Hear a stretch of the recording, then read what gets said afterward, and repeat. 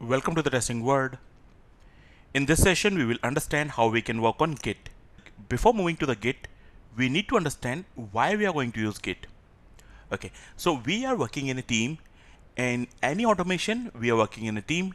I have developed some code, and I want to share this code to my team members. And in the same way, my team is also working on some automation cases, and they want to share their code with me. So how we can go for this code sharing? Either we can create a share folder and put all the code over there, but that it's not a good approach, because if I put some code over there and somebody else deleted that, I'm not able to track it. Or I have updated a file and somebody else has removed my changes, how I can track it? So it could be an option, but it's not a best option. Now we have a software with the name GIT, GIT. We can call it source management software. So with the help of the Git, we can manage our code, we can share our code with the team.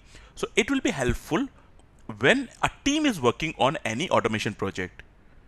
So Git and GitHub, and these two things, Git and GitHub, are different. So I'll explain you what do you mean by the Git or what do you mean by the GitHub. So first of all, before moving to the Git, we have to understand a word repository. What is repository? So when we are sharing our code, so we are placing it somewhere. It could be a share folder, or it could be a folder on the remote location. So wherever we are sharing our code, that is called repository.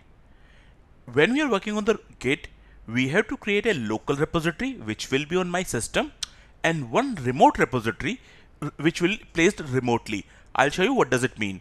But repository can be understand the location where my code will be placed. Next, we need to understand what is Git and what is GitHub. So first of all, what is Git? As we discussed, Git is a source code management software. Here we have many other softwares which are doing the same task. One is TFS. It's a Team Foundation Server. You will get it from Microsoft. So normally when you are working on .NET framework, you will get TFS for code management. In the same way, we have SVN. It's a Apache SVN. We can use SVN for the same as well. But here we are going to use Git. So what I understand here, Git is a source code management software for me. But it's not managing our source code only. It is giving many other features. Okay, what all the features we are getting?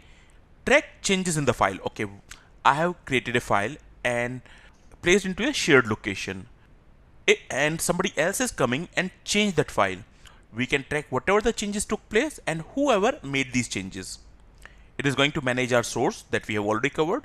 Versioning and branching, that's important.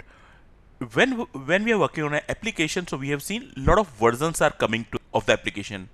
So this versioning can be done, like what code we are going to push into the next version and which code is going to place in which particular version. So that kind of versioning can be done by using Git. And branching, like we can create multiple branches of the same code. If I have a team member, he is new to my team, I don't want to give complete access of my code to the person, we can go for the branching. Compare code, like I have written some code and somebody else has made the changes in the same file. I can compare the files, what all the changes has been done on the file. Or we can compare with the current file with the previous version of the file. Merge branches, okay. Fresher is working on a particular branch and I check he has written the correct code. I want to make it to the master, means I want to merge that branch. We can do that. We can compare branches. That kind of task can be done by using Git. GitHub. GitHub is a web-based repository hosting service, okay. When we are working on a Git, first of all, we are creating a repository, or I'll say local repository on our machine. I'm creating my local repository. My team members are creating their own local repository on their machines. Later on, we are going to put whatever we have put in our local repository to the centralized repository. And that centralized repository, you can find it on the GitHub. So GitHub is a web-based repository hosting service.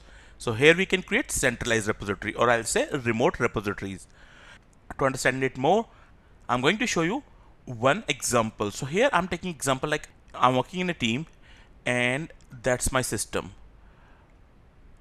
right? I have started my automation project, so I have written some code over here.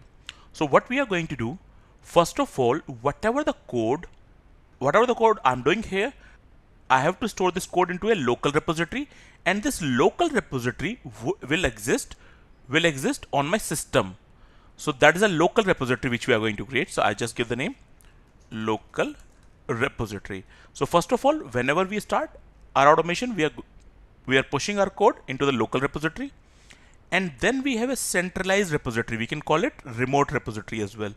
So remote repository. Whatever the code we have saved into the local repository, we can transfer that code into the remote repository. And this process is called, like when we are pushing our code into the local repository, we call it commit. I have committed some code.